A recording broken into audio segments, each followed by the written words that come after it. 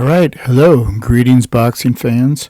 Today we're gonna have some fun. We're gonna do I'm gonna do two videos on two different ring riots, both committed by Jack Bonner. And the very first match we're gonna do here is Jack Bonner versus Joe Butler, the black Philadelphia fighter. And I'm going to include both of the bouts that he does with Joe Butler against Jack Bonner.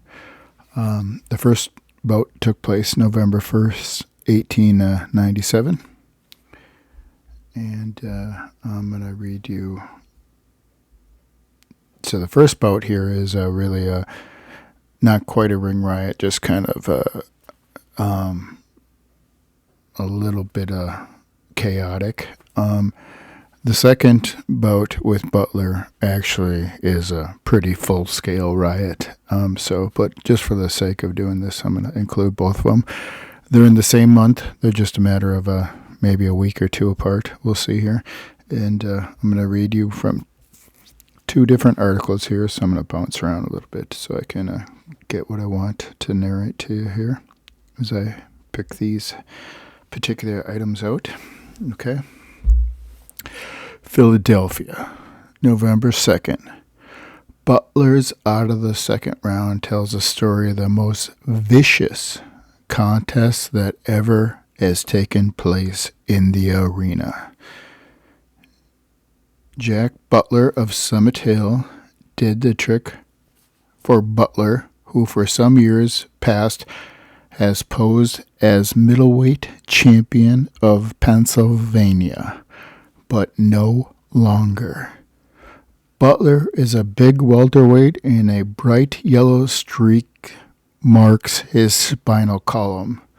It was a grudge fight, and everyone knew it. The wise men put their coin down early for the tickets. A tremendous crowd gathered at the old Winter Circus to witness the glove bout. There was a great deal of bad blood between the two men, and each had a large following. The bout was almost as interesting to the local followers of pugilism as any fight for the championship of the country ever could be. The fight was hot while it lasted, and the two men fought like tigers. The contest was full of action while it lasted. Butler started out like a winner. He is a much better boxer than Bonner at this stage. This was made evident to all before the contest had fairly begun. Butler's pose with his hands up is pretty good to look at, and he has the airs and graces of a boxing master. Bonner don't go much on style, and at long range he is a little more than a mark for a clever boxer. When the two men faced each other in the ring, Butler was seen to be the taller of the two, but there was little difference in weight, each tipping about 165 pounds. Okay, I'm going to read you this other article here. The supreme effort of the weekly fistic debate at the arena last night was between Jack Bonner of Summit Hill and Joe Butler of this city. For months past, these two knights of the gloves had been airing their views of each other at long range and talking about what they would do to each other in the event that they're encountering each other in the confines of a 24-foot ring. After a great deal of effort on the part of the arena's fistic impresario, Henry Crowhurst, and the two were brought together last night. As a result, there was a big crowd in attendance.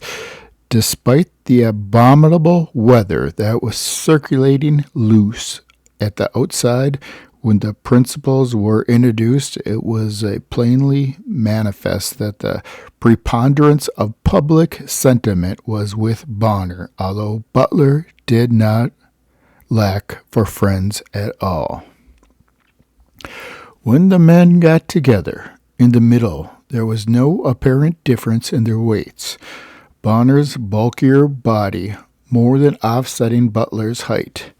After the usual fiddling, Butler swung his left, which landed just below Bonner's crushing mill. The blow itself didn't amount to much, but down went Bonner. The results of an unfortunate habit he had of holding both feet together, being slightly off balance. As soon as he regained his pins, Butler was after him with a right-hand swing which would have ended the argument then and there, but unfortunately for the Butler party, his eye for distance was all at sea. The blow went harmlessly over the head of Bonner. Both men missed each other often, more than they landed. They were doing business in the middle of the ring when the gong sounded, announcing the termination of the round. Bonner did much clinching in the first round after he was on Queer Street.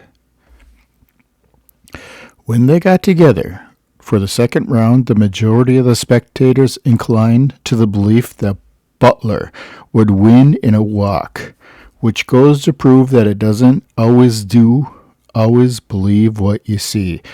Butler, who appeared to be trite gallus, made a wall-eyed swing at Bonner, who ducked away from it. Then followed a case of mixed pickles. And before the house really understood what had come off, Butler was on the floor, having been sent there by a right-hand swing out of the kid, Jack Bonner. It was pretty near the jangular spot, but Butler managed to regain his pins. Then there was the hilarious mix-up. Butler endeavoring to save himself and Bonner trying to get the punch in sporadically. This made life a burden for referee Crowhorst, who had to bend to his energies to work the separating of the two men. In the clinches, Butler managed to regain some of his wind, and after gaining the middle, he landed a straight left-hander that might have proved damaging had it had more strength behind it. Bonner, however, seeing that he had his man going, was not to be denied by the little thing like that, and he kept at it, hammer and tongs. He landed again with his right hand, and in the ensuing clinch, he went to the floor with Butler, the latter being underneath. Butler was visibly tired when the men again got into position and began to throw his arms about, after a good deal after the style in which women throw a stone at a hen. Finally, Bonner shot his left into Butler's wind and then followed across with a right on the jaw. And down goes Butler. He made a couple of feeble efforts to regain his feet, but without avail. He rolled over quietly as if counting nature's calm restorer. The lights were lowered and the spectators began filing out, while the building still resounded with the cheers for the victor. Butler was not down the 10 seconds, but it was doubtful if any circumstances he could have staved off Bonner's rushes. As the round was barely 2 minutes old when he went to the floor. After the bout, there were those who were willing to swear that Butler had quit, but such was not the case. He simply made the mistake of mixing it up with a man who could hit just as hard as him and who was not afraid to take a punch in return. That is the Joe Butler versus Jack Bonner fight number 1. So that bout kind of set up some bad blood that is going to really spill over into the next match as we find out The next match is going to be a Kiss song. All hell is breaking loose. That's what's going to happen. I'm going to find the perfect recap to read you for Joe Butler versus Jack Bonner, fight number 2.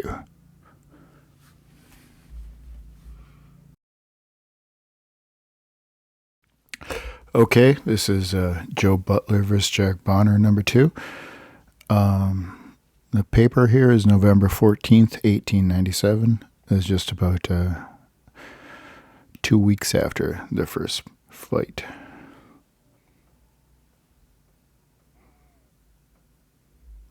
Okay. The biggest arena was crowded. The big arena was crowded from floor to roof. The biggest crowd ever present at a bout in this city. As the men came from the rooms, they were accorded hearty receptions and were soon ready for the bout. After cautioning both of them, they were given the word by referee Crowhurst as the battle began.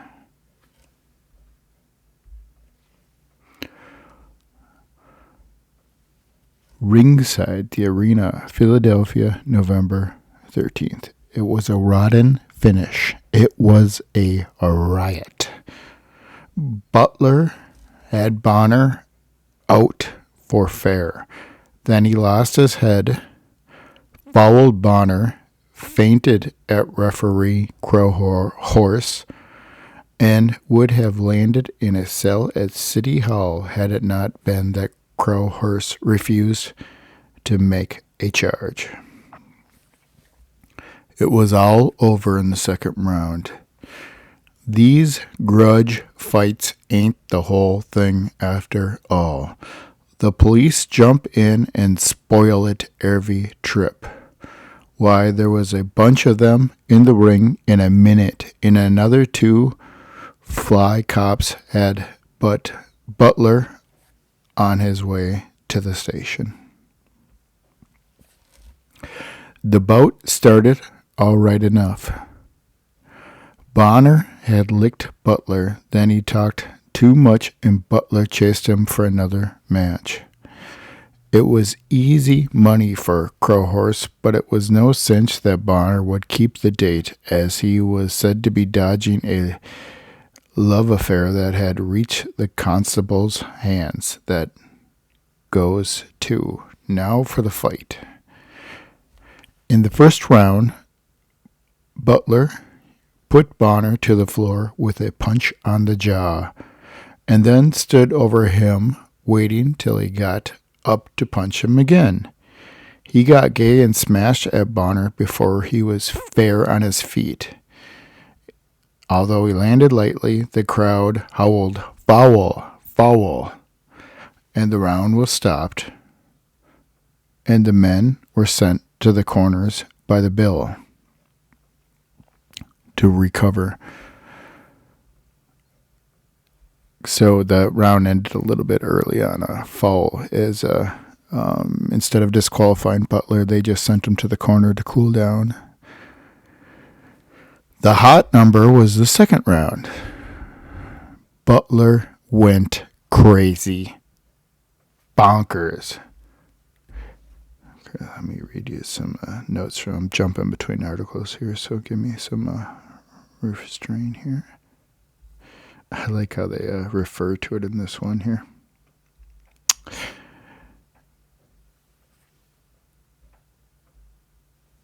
Okay, I'm going to go all the way through here from the beginning, just to bounce back and forth here.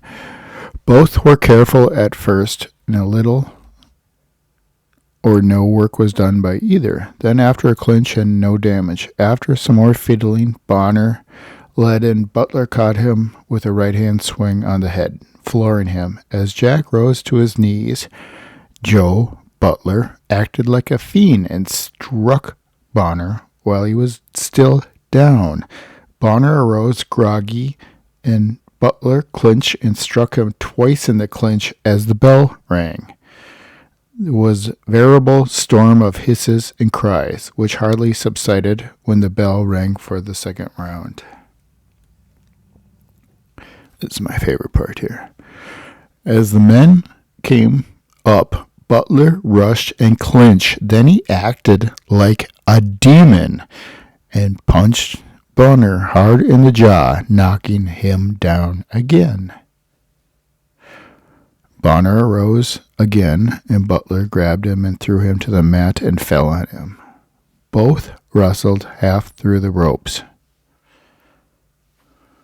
Okay. Now I'm going to jump to the other one here.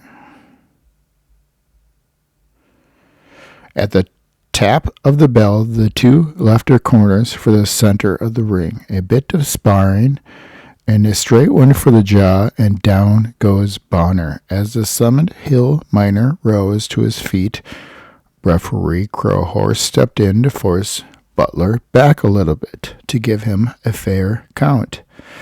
Back far enough to let Bonner up, and to the amazement of the 40,000 sports fans present, Butler made a play at Crowhurst with his left. Crowhurst stepped back, tripped, and went through the ropes with Butler hot after him. Then the riot ensued. 24 policemen rushed to the ring, grabbed Butler, and would have hustled him to a cell in a jiffy, but Crowhorse was game and wouldn't stand for it. Then the crowd took a hand. They wanted to kill Butler. That's no joke at all. The great pit was alive with howling, shrieking, cursing mob as complete pandemonium erupted in the arena. They wanted Butler. For once, Butler was glad to be in the hands of the police. They ushered him into a cab right through the alley exit from the arena and drove him off before the crowd knew that he was gone. Butler's finish was right there that minute. Now we jump back to the other article here. Let's see how it recaps at the end here. The place was in an uproar in an instant, and referee Crowhorse rushed over to separate the men. When Butler turned and swung twice at the referee, in trying to get out of the way, Crowhurst tripped and fell. Then there was a regular riot for an instant, and all kinds of threats and cries were hurled at the big colored man, and the crowd left their seats for an instant. It looked as if Butler would be torn to pieces by the infuriated spectators. But several officers appeared upon the scene and pressed the crowd back, while two of them led Butler from the arena through the alley. After a few minutes, the crowd left the building and no further trouble occurred. Butler had an excellent chance to win, but spoiled it all by his foul tactics, and he should be prosecuted for his attack on referee Crowhorse. Bonner was not hurt, but groggy when he left the building. A large crowd gathered outside the building and waited for Butler, but the police dispersed them easily. They were about ready to murder Butler if they would have set eyes upon him. So that is the story of Joe Butler causing a full-scale ring riot. So the referee stepped back from Joe Butler, went through the ropes, and then instead of going after the fighter, Jack Bonner, Joe Butler followed the referee Crowhurst out of the ring and attempted to attack him a second time outside of the ring when all hell broke loose and the crowd went nuts. And you can see on the words there that they had to just grab Joe Butler and escort him through the alley, through the back of the thing before the crowd even noticed he was gone, because of the full-scale riot. They were about ready to grab Butler and murder him. So that was a pretty amazing turn of events as Joe Butler just starts a riot. So both fights he had Bonner down, And neither fights as you Bonner has made a knack for doing far throughout his career past this point. They can't turn the trick of actually knocking him out. Butler would have had a chance there had he would have not lost his cool. He might have had a chance to knock Bonner out. It would have been a possibility. But he completely let every opportunity slip away, being fixated upon the referee and losing his cool. So that's what happened. That was from the Pittsburgh Press, Monday, November 17th, 1897.